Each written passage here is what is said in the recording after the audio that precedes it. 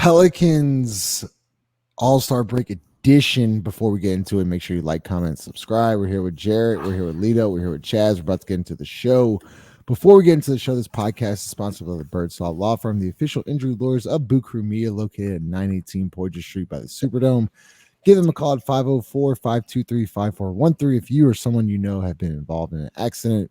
Birdsall Law Firm, the official injury lawyers of Boot Crew Media, also presented to you by Company Burger, located at 4600 Ferret Street, and Sidecar Nola / Rusty Nail. Make sure you check them out. We're about to have a couple live shows there as well. Chaz, Lito, as you see them, first off, good to see you guys. It's been a while. All-Star break. It's been kind of nice. But we need to, first off, talk about the Pelicans in the All-Star, not necessarily All-Star game, but All-Star weekend. Jose Alvarado, MVP of the Rising Stars. I thought Trey Murphy was incredible last night. Lito, we'll start with you. Yeah. We'll first start with Jose. Jose is just the dude. Like, if I joined us, Lito, Jose is just a dude. Like, he loves the national stage. Like, that dude just loves the national stage. Let me tell you this: when the women watching, when the women watching, when the lights the brightest, hey, Jose get down, son. Jose, listen, I tweeted this. It was first round draft picks. It was lottery picks. It was second round draft picks. Right? Not many of them, but I think it was like 2. But that don't matter. The undrafted guy, the guy that went undrafted, won the MVP, right? Like, and not only that, we can't curse. Dang, I was about to let it go. Not only that, he was talking cash, money, shmoney talk. He was talking to, I hope Donovan pay up. He was talking to Donovan on the sideline, like, hey, yo, I'm about to end it. I'm about to send these boys home. The undrafted dude, yo, we can't call him an underdog no more. Like, that's dead. That's dead because every occasion he rises to it. You know what I'm saying? He literally meets whatever the challenge is. He meets it. Not only does he meet it, bro, he exceeds whatever your expectations are of him. His expectations of himself are higher. Well, Chaz, I mean, you got to admit, Jose over the weekend was. I mean, it was fun to watch as a Pelicans fan. Like, Jose was that guy, right? You know, I didn't see any of it, but I heard about it, and I think it's dope that this Jose's story just is so dope. Anytime you see a guy get to live out their dreams, you know, and he just keeps elevating and doing this thing on a major national level, this is always dope to see or hear about. Rather, like, you know, it's just an incredible story, and it's inspirational, and also, you know, it's always good to see the Pelicans or someone, you know, local in the national media limelight. Like, this is always dope to see. Yeah. I'm going to shout out 5 here. I'm about to get him in because 5 put us on Jose first, Lito, and you can agree to that. Oh no! Every time we talk about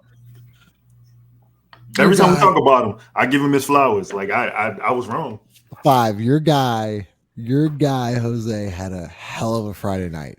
But that's something good to see, you know, an underdog story, and he wins the MVP of a Rising Stars game. Like, take me through that. Like, that's something you love to see. Man, Jose isn't an underdog. He's just a dog. Just a dog. Like, whenever there's a chance for him to hoop, he's hooping. There's not any, you know, corners cut. Like, nah, he's just trying to get it popping. Like, he was on the mic. He was like, nah, I'm about to cash this shit. Like, he said it, man. It's Mardi Gras season. I'm not worried about any cursing. We're cursing on this. Oh, bump all that, Justin. You two gotta understand. Hey, you gotta apologize to Lala. That's not necessarily me. These beats I'm missing stuff pulling up here. I walked 20 minutes just to get here. Real. Just to get back home. Real, that's dedication. You know, but dedication. Dedication too. Greatest mixtape of all time. Listen, Jose be about that action. Like, he don't care what it is. You know, if it's garbage minutes, he about that action. If it's the playoffs versus Chris Paul, he about that action. If it's the All-Star game, stealing the ball from Trey Murphy to throw him an alley-oop, he about that action. Like it don't matter with him. So my guy is a dog. He's a dog. Bump all the other stuff. He's a darling. Nah, he a dog. He about that action. I like this kind of 5 right here. I'm not gonna lie to you. Speaking of Trey Murphy, Lito, I don't know if you saw it Saturday night, but I did. Listen. McClung, whatever, like that dude's a problem. Like in the dunking world, like holy, like that dude's a problem. But I want to point out Trey Murphy though, Lito, no doubt, was just as impressive. Like I don't think he should have won. And, but for Karl Malone to give a 46 out of a fucking, I'm sorry, I'm just dropping F bomb between the legs, and didn't even bounce, and like you're gonna 46? Are you serious? Yeah. So look, before I get into dunk contest, before I get into that, Karl Malone is the weakest superstar in NBA history. He's got the weakest nickname. He's got the weakest signature dunk. Who the hell puts their hand behind their head and call himself the mailman? Yo, you. This got nothing to do with the dunk contest. He's just a rapist. That's just that, right? All right. Now that we got that out of the way, listen, bro.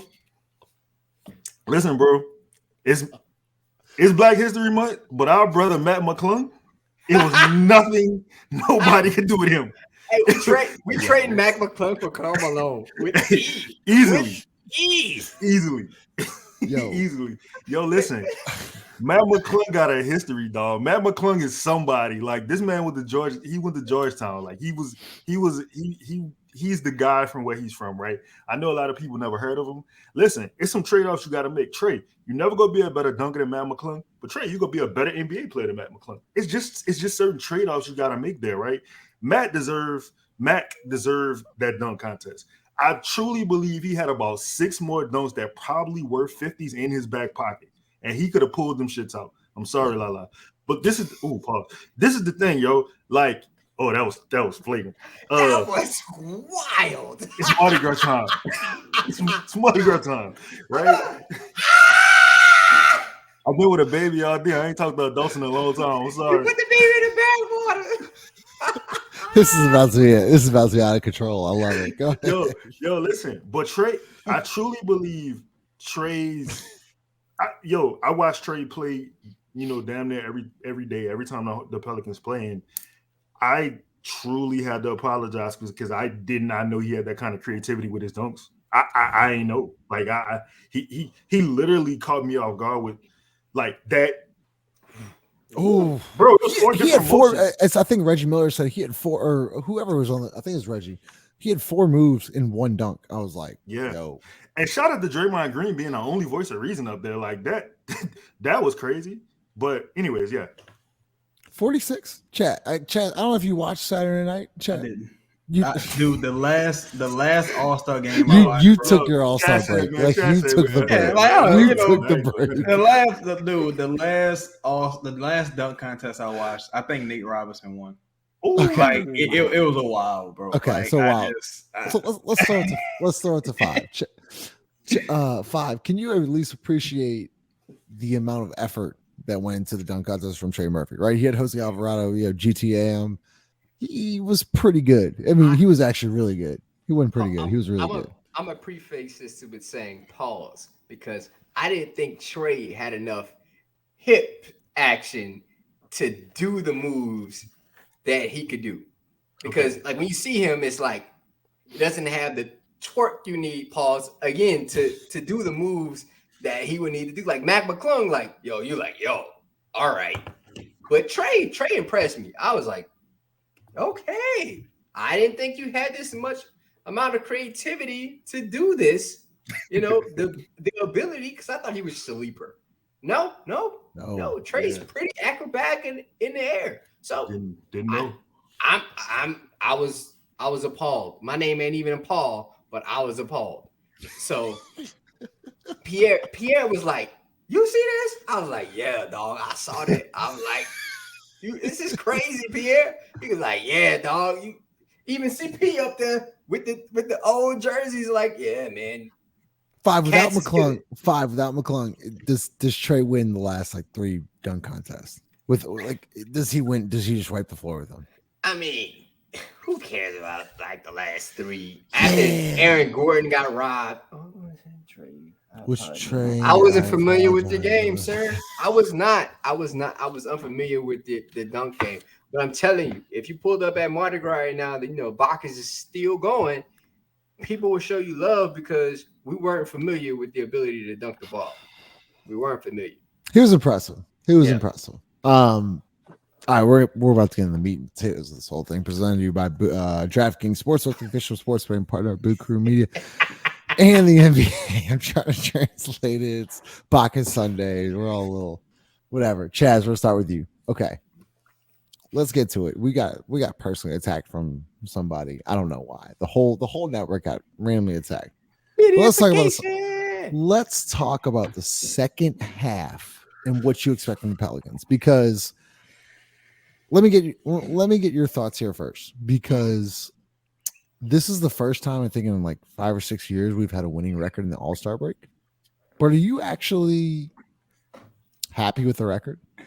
Are you actually happy? Are you the 30 and 20? What are they? 30 and 29? 29. Yeah. Okay. Are you satisfied with that? No. Why? I think this team and this staff, injuries aside, even with some of the injuries, they were given every opportunity to go into this season and create some separation and solidify their position as a top 6 team in the league. Yeah, they're a couple games out and all that, but that's just because the whole West is bad right now, right? But yet and still, man, you can't you go on a 10-game losing streak. It's just unacceptable. Like, even let's say with Brandon and his weird injury, Zion with his injury, it's like, bro, you still should have had enough in CJ and JV if you utilize JV correctly to not lose 7, 8, 9, 10 games. 10 bro. games. Yeah, like 179. It was 10 games. Yeah, no, I mean, you should at least stop 10 games. at like 7, 6. You know what I'm saying? And it's like come losing, on. But like Chaz, I want to losing streaks happen in a season, but 10 games is like an alarm, right? And I think people don't realize that. More games than your win streak. Your win streak was 7 games, and I mean, come on, man. It's like Zion goes down, and now nobody knows what we're doing anymore. It's just unacceptable, in my opinion. Okay. Lito, do you think the offense, and then we'll go to Jarrett. Do you think the offense is a problem schematically wise? You're rubbing your hands there. Absolutely. You're very excited to talk about it. Absolutely. I truly believe that the offense is a problem. From a schematic standpoint, stylistically, I think I think the Pelicans don't do a good job.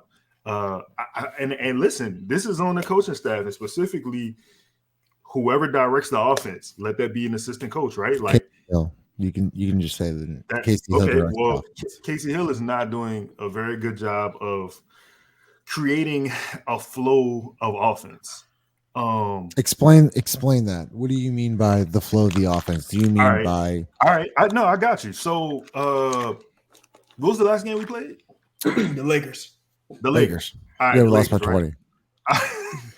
All right, so like in the Laker game, or even all right, that Lakers game, but even the 5 previous games before that, right?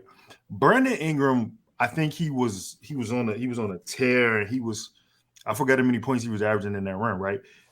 No easy shot. There was no easy shot at all for Brandon. Brandon literally was playing box. Teams were playing boxes and elbows against Brandon. They were making it hard for him.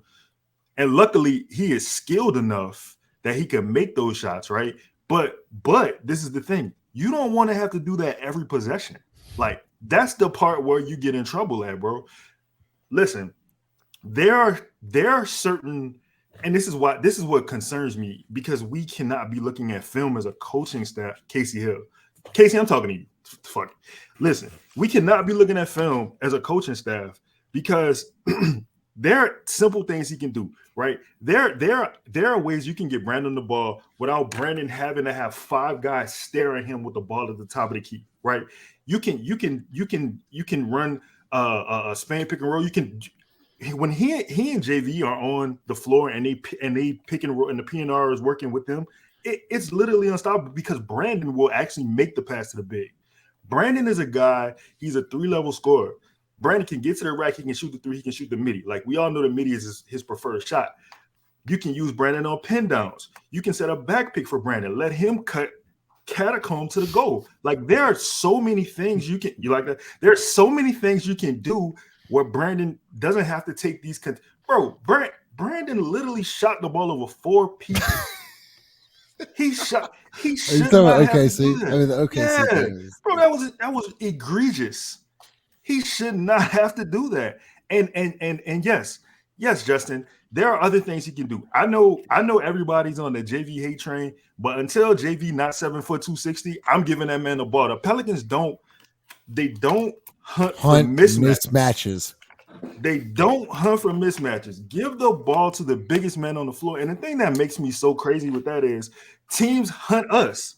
They will hunt the mismatch with us. JV, okay, yeah, he doesn't have the foot speed. He's not going to play drop coverage. Well, that's a whole nother issue because literally the guards have to actually do their part on the drop coverage for him to actually be able to cover. Like nobody takes the weak side help. Like nobody's helping the helper, right? But we started with drop coverage, but go ahead. Yes, but at the same time, like even with Zion, you don't just have to throw the ball to him turn around and there's 5 people looking at him, bro. Move. Let's add some movement to the offense. Make it. I don't know if y'all see, but I got a fish tank right here, right? There's a fish tank. And listen, did you just add that, by the way? I did, man. I have a baby. I'm like literally stuck inside, so I'm just trying to do things for my peace of mind, right? So I literally just built a fish tank. The thing about this fish tank is, right, there's a filter in there, right? And without the filter, the fish can't breathe. So it literally provides oxygen. Without a flow, there is no oxygen for the fish. So the offense need a flow so it can breathe. This is interesting because I'm gonna get to 5 here. I'm gonna get to 5 here, then Chaz, because 5. You and I have had multiple discussions. Everyone loves to blame Herb Jones and how he shoots 29% from deep, and he's the problem. So let me ask you this, Jarrett. Instead of sticking him in the corner, to which he doesn't shoot the 3 ball very well. We all know this. There's statistics now to back this up. Why don't you use him as a screener, right? Because if guys are playing off of him, and you saw it in the Lakers game, I think he picked off Schroeder and CJ just stepped into a wide open 3. Why doesn't the Pelicans use Herb Jones as like a Draymond Green role?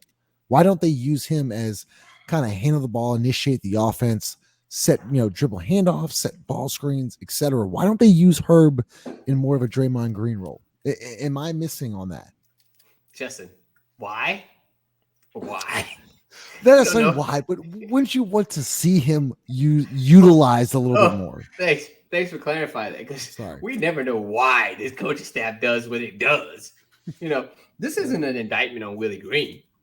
This is an indictment on the people surrounding him. Willie Green has a very unique skill set. Just like players, he has the ability to motivate them and speak their language because the others that were before him or preceding him couldn't, right? But he needs help in doing so because there's another part of basketball that needs to be presented to these players that's tactical. And I don't think he's there yet. And I'm sure he's going to get there. I think he's a really good young coach. I would never put down on another brother of mine. But there's another part of basketball that isn't being taught at a consistent level.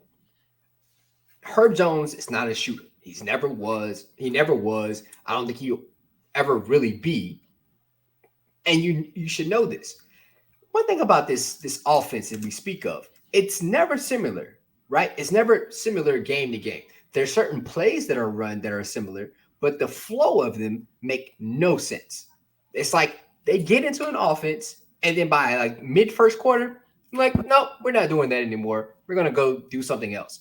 Why are you making adjustments need to be made, but why are you making adjustments so quickly every game? We never get the same easy baskets every game. We never do, because the game plan changes from game to game. And it never makes sense because we usually have an advantage. Every team we play against, we usually have an advantage, but we never play through it. JV against a team like OKC usually doesn't even touch the rock halfway through the first quarter. And it makes no sense. It makes no sense. We never play to his advantage of like, all right, this is where we can, score amongst these guys. We never go through it. And then we play drop coverage on the defensive end and he gets crushed. I'm like, all right, so what are we going to do on the opposite end to make them pay for this? We never do. We never do it. So this coaching staff has really failed Willie Green rather than him failing them. He gets the brunt of it because he's the head coach. But just like in football, there's offensive coordinators, there's defensive coordinators, right? But we never really think about it because it's basketball. It's usually the same guys playing offense and defense. But there's offensive coordinators and defensive coordinators. Things get delegated to these guys. We need to start talking about them. These guys are the ones we need to really think about. These are Stan Van Gundy guys. I don't think there's Willie Green personnel that he picked.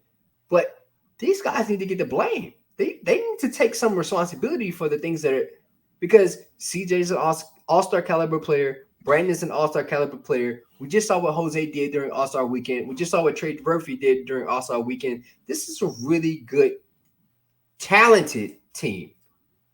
But they're not taking advantage of this. The coaching staff is actually letting the guys down rather than lifting them up. We need to talk about this. That's fair. Chaz, do you think, because you've been, and rightfully so, you've been on the coaching staff all year. Do you think it's more of a Willie Green problem, or do you think it's more of a staff problem? Because as Jarrett said, this isn't Willie Green's, like Willie Green didn't pick the staff out. Like, I think people need to realize that like most of these guys are Stan Van Gundy guys. Do you think that has something to do with it, or do you think there's something else going on? I think it's an issue with both, truthfully. Because I think with Willie Green is specifically, I feel like he hasn't learned anything from last year going into this year. He tends to have the same exact problems. He never knows when to call a timeout. He doesn't know how many timeouts are left. He doesn't hold players. He holds certain players accountable and not the other players. He has his favorites on the team, right? And as far as accountability, I question whether the players, they might like Willie Green, but I question whether the players respect him and the staff in total.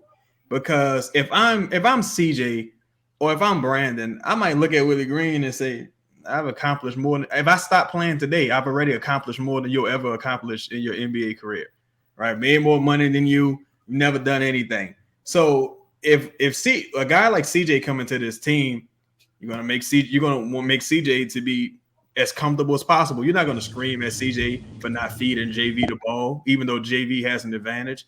You're not gonna scream at Brandon for like stopping the flow of the offense and taking a difficult mid-range jumper. You're not gonna scream at Zion probably for not getting back on defense. You're gonna talk to the guys who you know you can get away with that, with being maybe a Jonas because he's he's an international guy, or maybe or maybe a Trey Murphy because he's a young guy, or even a Herb potentially. So I do think Willie is, I wouldn't say he's without fault personally, just because, bro, you gotta know time and situation still. You're up 3, coach.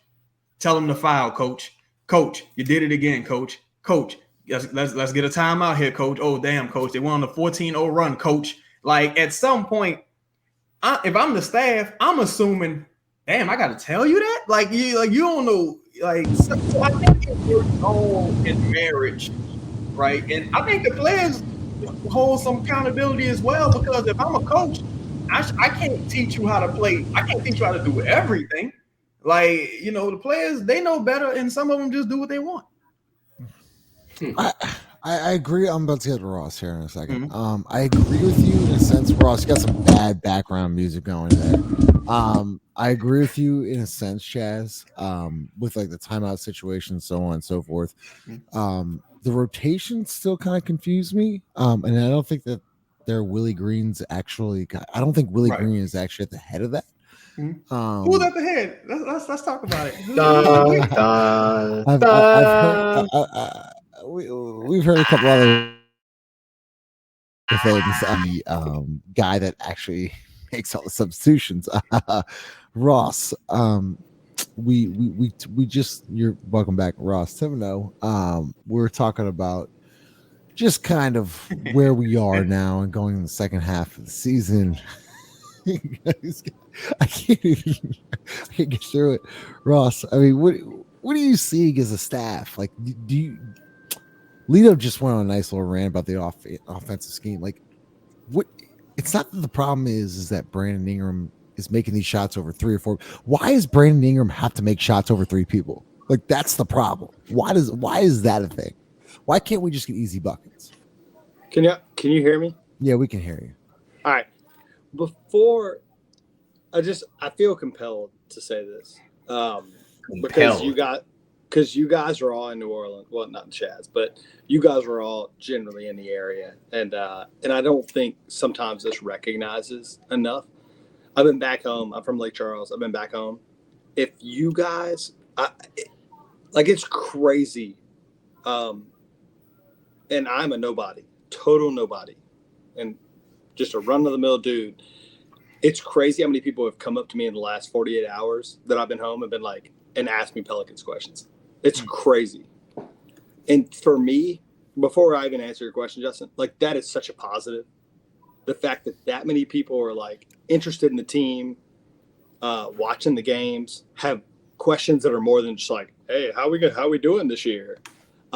It's so fun. It's so fun to have those conversations with people that normally don't give a crap and now are not only in tune to what's going on, but like have genuine questions about, hey, you live in New Orleans, like what's going on? It's been so fun over the last, during Mardi Gras to come home and see people I haven't seen for 10 years that are like just interested in the team. That's a positive. I know you called me last week and we had some back and forth about people that were frustrated about what's going on and this, that, and the other. And somebody said that Pro Pels talk was bad for the Pelicans. Unification. That to me, I mean, and I really took that personal in a lot of ways. And it's just been crazy. Like the fact that happened 3 or 4 days ago, and now I've come home and it's just been this constant conversation, whether it be from my 65-year-old dad down to kids that are, in college, high school, nieces, nephews, and stuff that are like, man, hey, what's going on with the team? It's been fun to watch. So I just felt like I just wanted everybody to stay positive from that front that, like, man, 5, 6, 7, 8 years ago, nobody gave a crap. Like, we were going to the games. You can get a lower bowl ticket for $5. Now, like, we're in the playoff hunt. We're wondering what is the team going to do to become a championship contender? And I know I'm going totally off the rails with that. But it just but it is. It's important. Like it's a refreshing. It really has been so refreshing to get those questions because I'm like, damn, people actually care. Like people outside of our neighborhood care. People outside of our little friend group care. People outside of Lito and Five and Chaz and the people that I talk to every day about basketball, they really care. So anyway, it's really been fun to have those conversations over the last 3 or 4 days. And having said all that, now you're gonna have to totally repeat your question because I don't remember what the shit you said. something about what the Pelicans need to do. Yeah, second half. I love this show. I love this fucking show. What you got? Yeah, the second half. Look, I mean, it's boring. Like I hate to say this because it's so boring. And you posed the question on social media. They got to get healthy. Like it's just pathetic to continually say this back and forth, right? There's no secret sauce. Like there's not a formula here like Willie Green needs to get better or David Griffin's got to find a veteran on the buyout market. Nah, it ain't got nothing to do with that. You got one dude that needs to get healthy. And that's that. That's it. You got one guy that has to get healthy from today through the end of the playoffs. And if he gets healthy, God knows what the sky is. I mean, I don't know what the limit is. And that's that. Like, I mean, I hate to put that. It's like, I really do. Part of me hates to say that because it puts too much pressure on one person. But what do you do if you have LeBron James on your team? What if you have Ja Morant on your team? What do you do if you have Giannis Antetokounmpo on your team? You're not sitting here wondering what Chris Middleton's doing. You ain't wondering what Dylan Brooks is doing. It's one guy. Like, I mean, that's what the NBA is about. You got a superstar on your team that has to stay healthy. If he's healthy, anything can happen. Literally anything can happen. And that's how I feel about it. Lito, come on in here because we haven't seen number one in a while. And I think people forget. And not people forget. Chaz has reminded us of what Zion can do.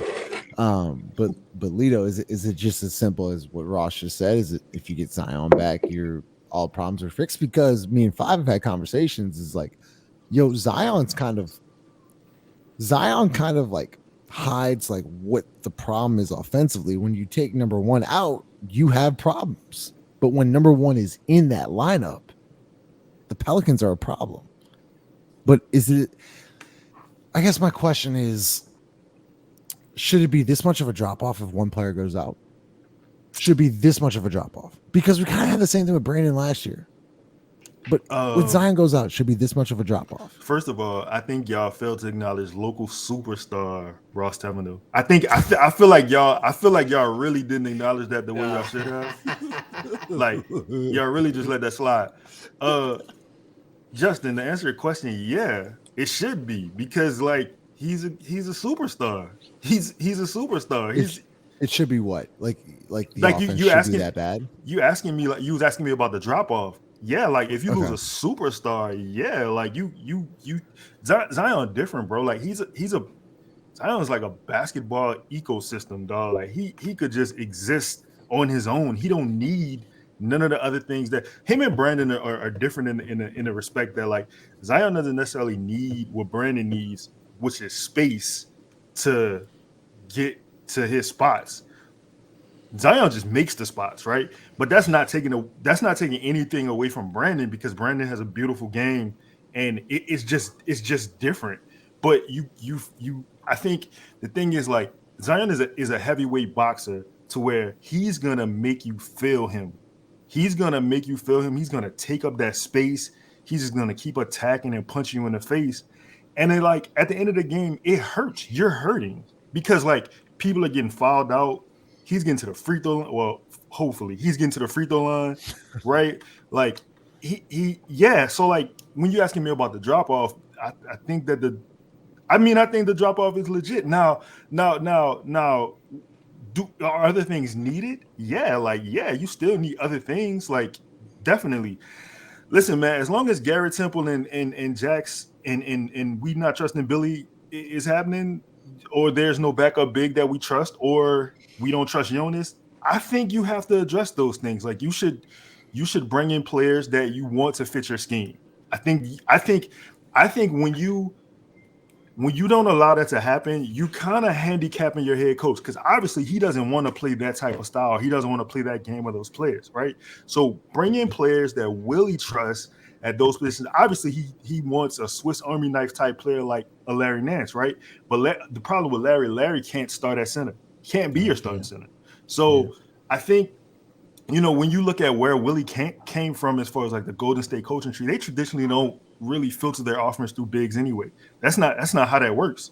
So am I upset that, we don't use Jonas how we're supposed to? Yes, but do I understand it? Yeah, because philosophically of where he came from. I truly get it. Like it's not like a big man's game anymore. Go ahead, Ross.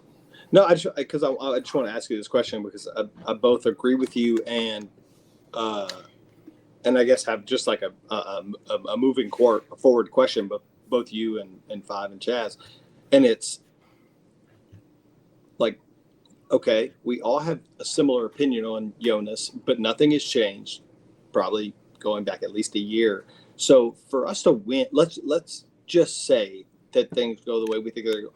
Like, what has to happen for us to win a first round playoff series?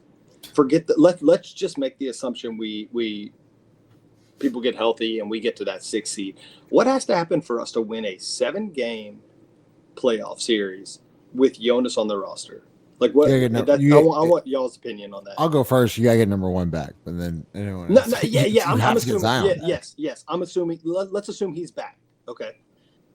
Let's assume he's back. What has Oh, to happen? if you get Zion back, you're winning a first round series. Like, okay, go ahead. You go at 5, and I'll go after you. Man, are we smart enough to give the right people the ball? Like, I mean, I understand giving Zion the ball, and what's going to happen is You mean a game exactly plan. what? Right. Are we going to? And a lot of this is always said, like, especially after a win, players will say, "Yeah, we follow the game plan." I don't know. I don't know what that game plan is because it's never similar. It never reminds me of something we already did. No, I mean, even in the OKC game, like Brandon said, we followed the game plan. Bro, the game plan was for you to shoot over 4 people. That was the game plan. I highly doubt that. I hope and pray that was not the game plan to start the game. There's been games where we have the advantage with Jonas. We never give him the damn ball. So what is the game plan? What is the thing that we should do at the beginning that gives us the advantage all the time? We never do it. We never do. And it's plain as day. I don't care what you say. Yeah, giving the ball to Zion at the top of the key sounds great. Sounds amazing. But eventually in a playoff series, that's not going to be easily attainable all the time. I hate to take Justin's role here as the point guard pitching it around, but Chaz just literally, taking my question and what 5 just gave us, like that to me sounds like if we're going to win a playoff series, it's going to be just on players because the game plan is not going to be good enough. But in playoffs terms of are on consistency. players. And exactly. And the playoffs are already traditionally, right, things get a little tighter. You can't just do the same stuff you did in the playoffs. And so, yeah, Lito and Chaz, I mean, answering my question, like, what's the next step, right? Because are we saying just roll the ball out there? Shit, what you think they've been doing? I'll say this, right? 2 points. Because I think Lito brought up a very good point. Because when you spoke about the guy who was missing, I thought you were talking about Larry Nance because Maples said that the Pelicans lost that game against the Lakers, who stink, right, Ross? And they lost that game. And you know who the Pelicans could have used to win that game? Wayne Gabriel. But Chaz, stop. But all that being said, Chaz, you wild, bro. If they needed Larry, but all that to say though, it's messed up. But CJ and JV can't coexist. Why? Because CJ. Wait. All right, hold on. I'm sorry to cut you off, Jess, but I mean, I really do. I want a specific scenario or example of. Let's just assume we play really well over the next 2 weeks and we get the 6th seed, right? Yeah. And I'm talking about winning a first round series. Is your response to that CJ and JV can't play together? I really do, and I'm not trying to just like generate conversation because I'm curious. Like I want to know if you guys were coaching, how do we win the damn series? Because I have the same questions you do. Trust me, I'm very skeptical, but I'm just curious. I would run with CJ as the leader of that second unit that I saw him succeed with earlier this year. I don't think Dyson gets playoff minutes. And to keep it real, there's a few guys on this roster who won't get playoff minutes. Like name them. I don't think Trey Murphy is a playoff minutes guy. Trey Murphy doesn't rebound enough. Trey Murphy doesn't play enough defense. I think Dyson is too green. I don't think Dyson can generate any offense. I don't think he's a good enough passer or defender to make up for it at this point. I don't think you're not playing Jackson. Larry's gonna have to give the brunt of the 5 minutes, right? I think the issue with JV and CJ, Brandon and JV can coexist. They've shown it. I even think Zion and JV can coexist because I think Zion attracts a lot of attention and JV in the dunker spot. I've seen that work this season.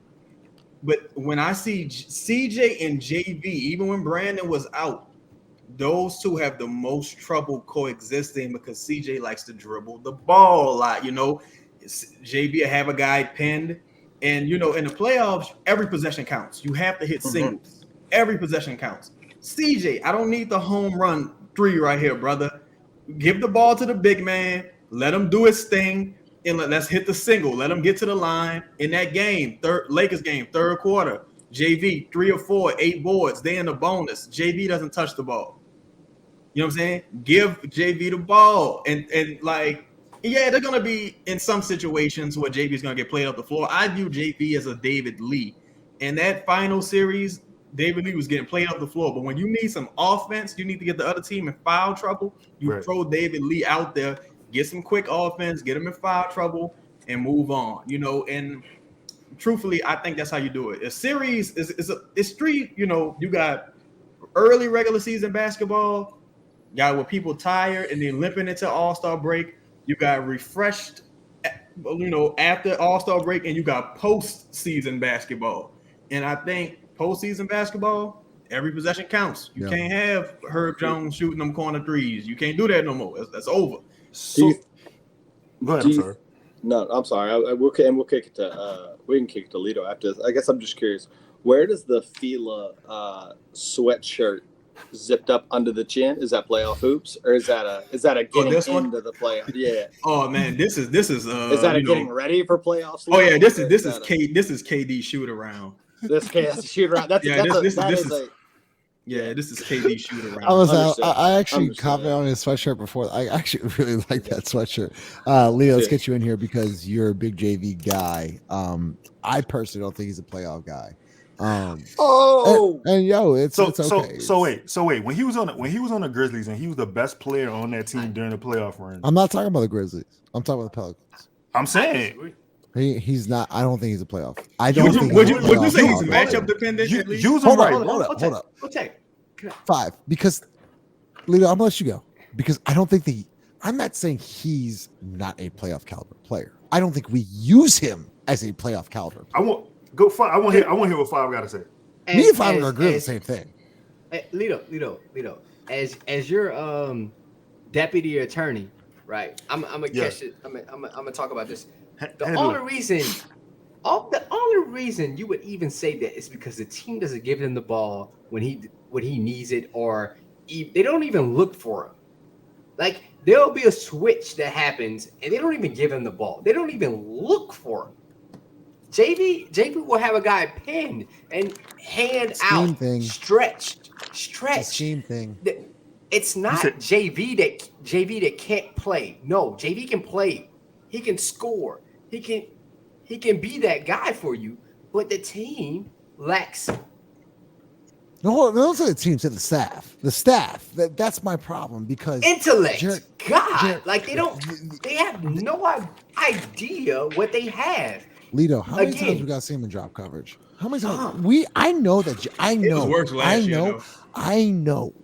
for a fact that our defense in drop coverage with JV is not very good, Lito. But consistently, but we just hammer it home every single time. We're gonna use him in drop coverage. We're gonna drop coverage. And guess what? It gets burnt every time. Huh? Yeah, talk about that. Who's in charge of the defense?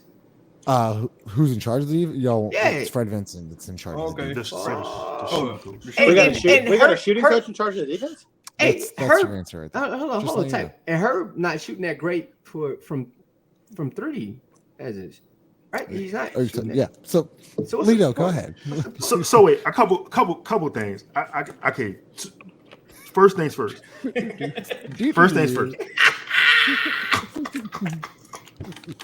Talk to him. First things first. Russ. Yes. Let me say this. Schematically, Justin, you said scheme, right?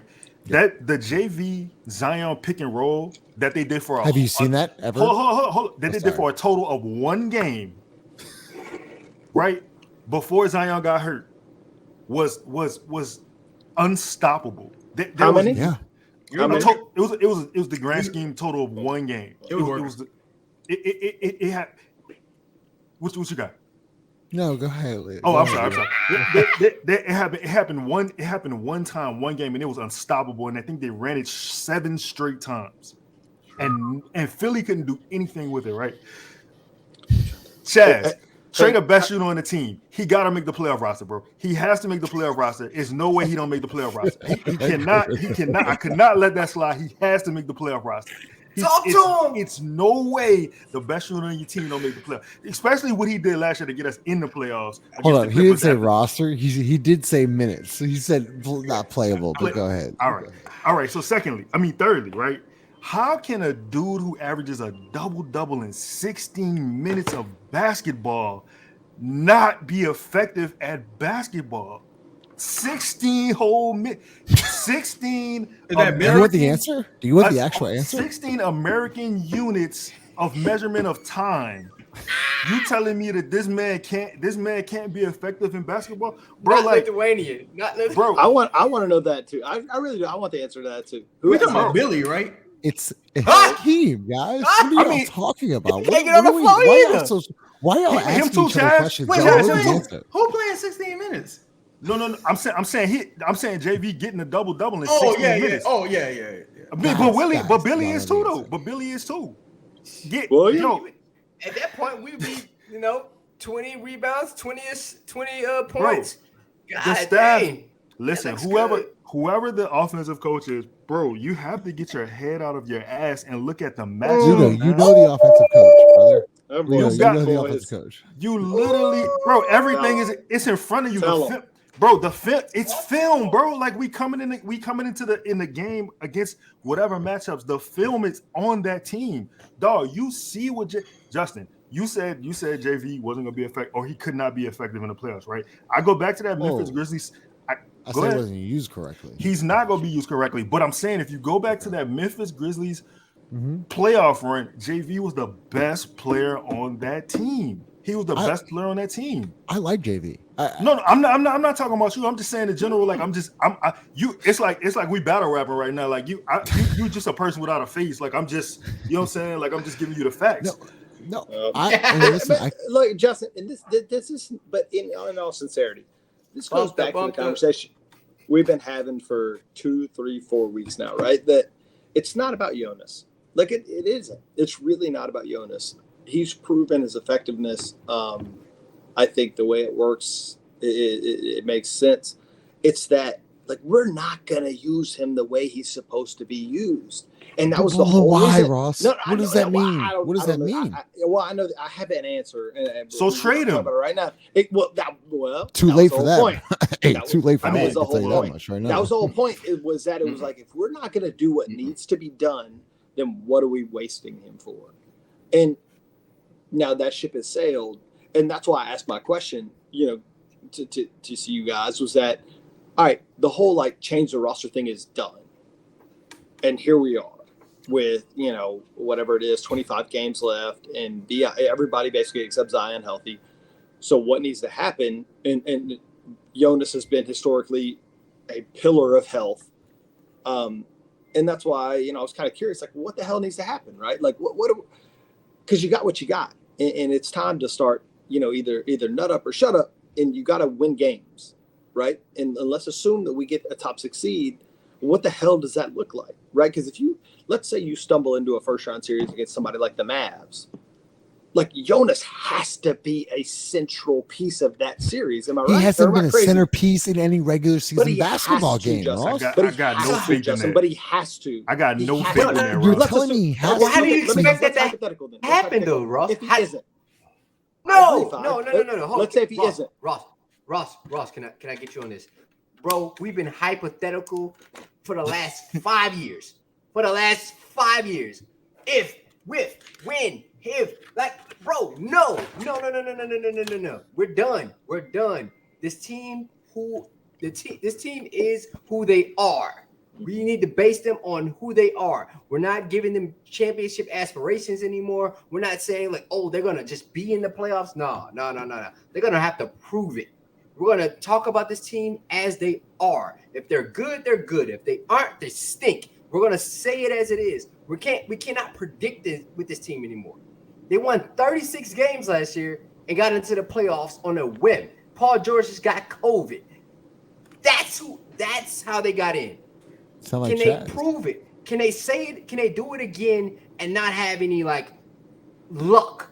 Can they just do it? Well, that's like, and I'm not putting words in your mouth, because I asked a question earlier about wanting to get y'all's opinion. Your opinion to me sounds like we cannot do that with this roster and this coaching staff. No, they can't. The question is, can they win a first round series? That's the question. The question for Yeah, That is the question. I mean, I think we're number one. in theory, yeah, it depends on the matchup, right? I think No, Chad. No, don't handicap it. I'm talking about in generalities. If you're because we're not going to be a top 4 seed. We all agree with that, right? Do we all agree with that, or is that a separate conversation? Yeah, I don't think so. At this point, Zion's not healthy yet. We're not going to be a top 4 seed. Right. So, I mean, you 5 games back from. All right. So we're not going. Let's just assume we're not going to be a top 4 seed. I'm talking about going on the road. Yeah. Do you think this year, not next year, to Five's point, not hypotheticals, not can this, that, and the other happen? I'm talking about right now. If we're a 7 seed going into the playoffs, can we run a road playoff series? That's what I'm asking. Chaz and Lita, I want your opinion. But it really depends. Again, it does depend on who you play, though, because if you play a team with a super effective point guard who can get downhill, you can't play Jonas. Which, if we the 7 seed, that would mean we play the Grizzlies. So it would just take an incredible. Zion would just have to be phenomenal because Ja isn't like a super effective pick and roll guy just yet. But Chaz, you've seen Zion being phenomenal. But go ahead. Yeah, but never in the playoffs. Here's the thing, though. Will we be smart enough? Sure. Will we be smart enough to make Ja shoot the 3? You have to be smart enough to make him take the 3s. Lito, dog, you my dog. Have we been smart enough to do anything consistently? I'm not saying that we're dumb. I'm saying consistently.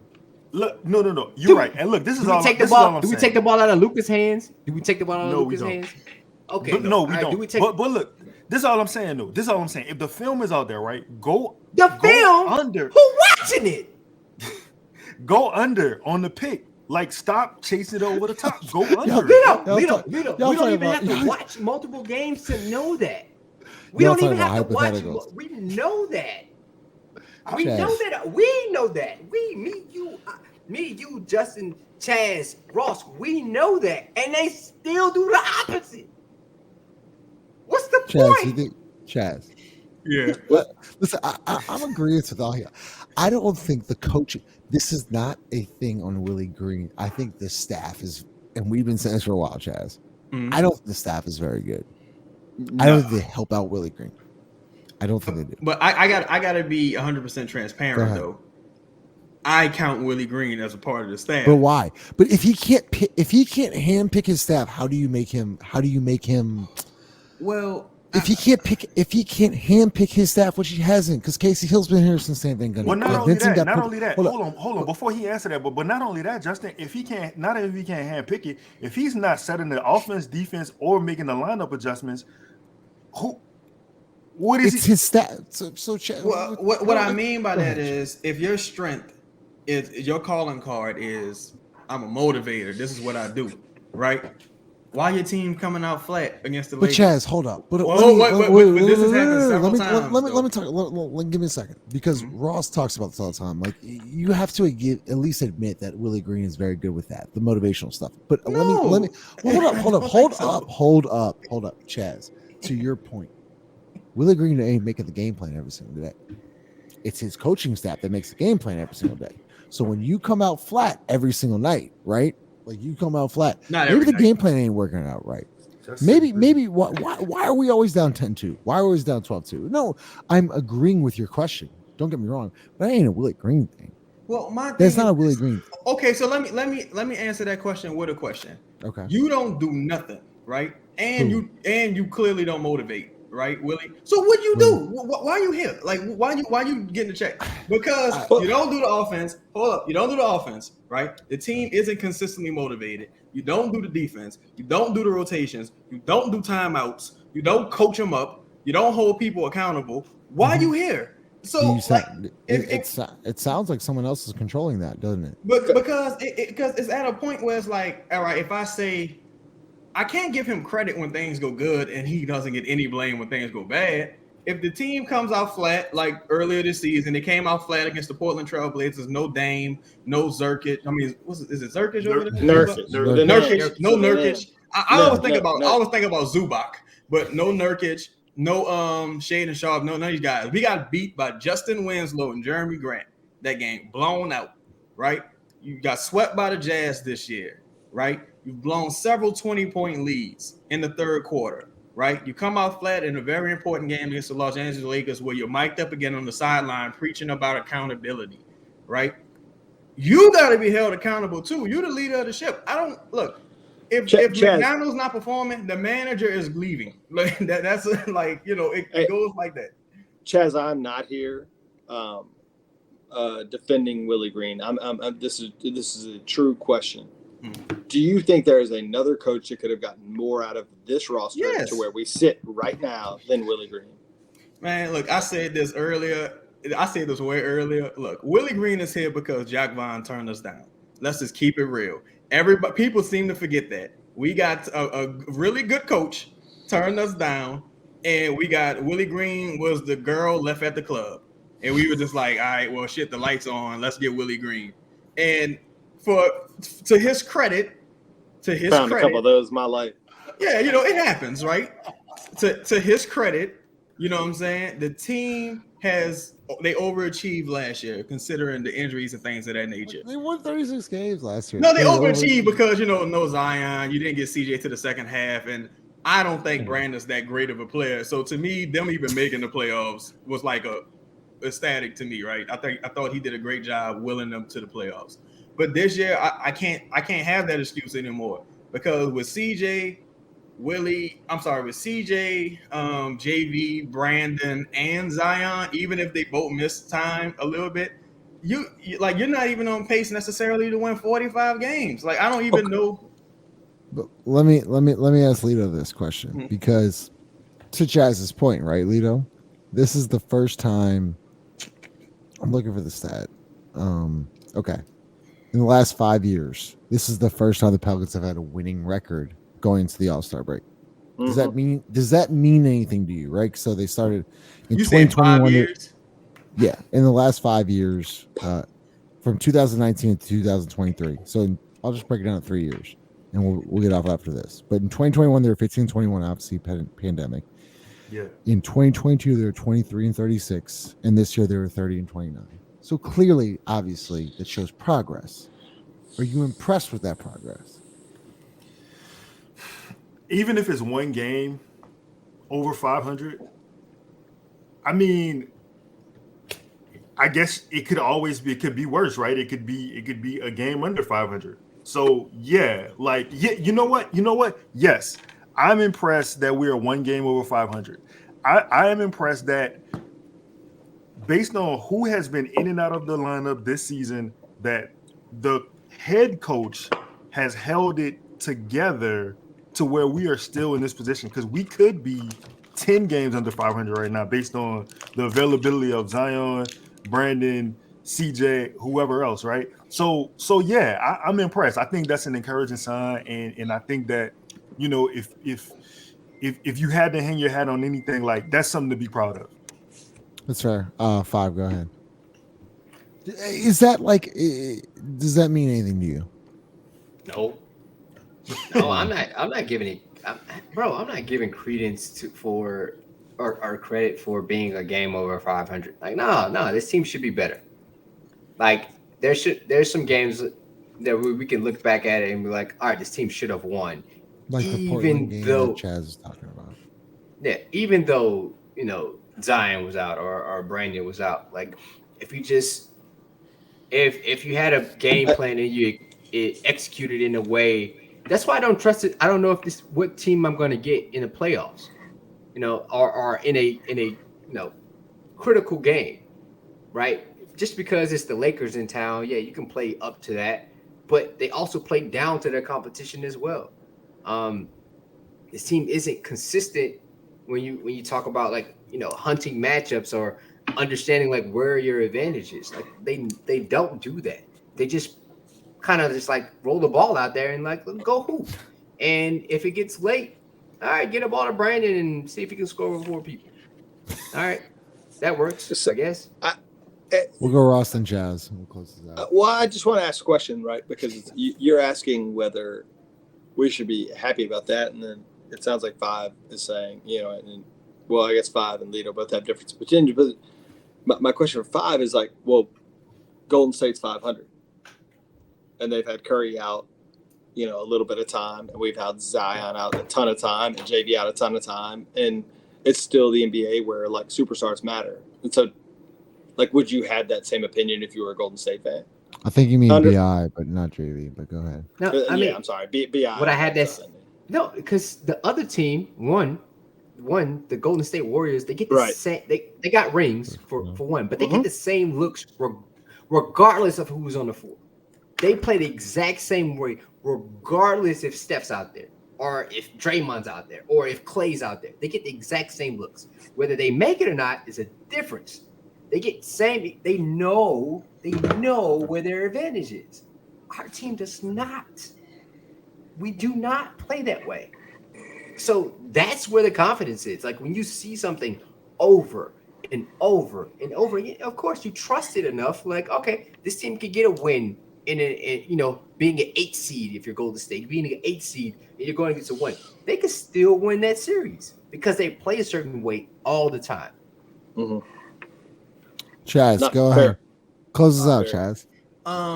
As far as the 1 game over 500, personally, I kind of view it as a disappointment just because now, to their credit, I can't even compare. Truthfully, I can't even compare them to the Celtics last season because that was a team with a history of success who also played incredible defense every night.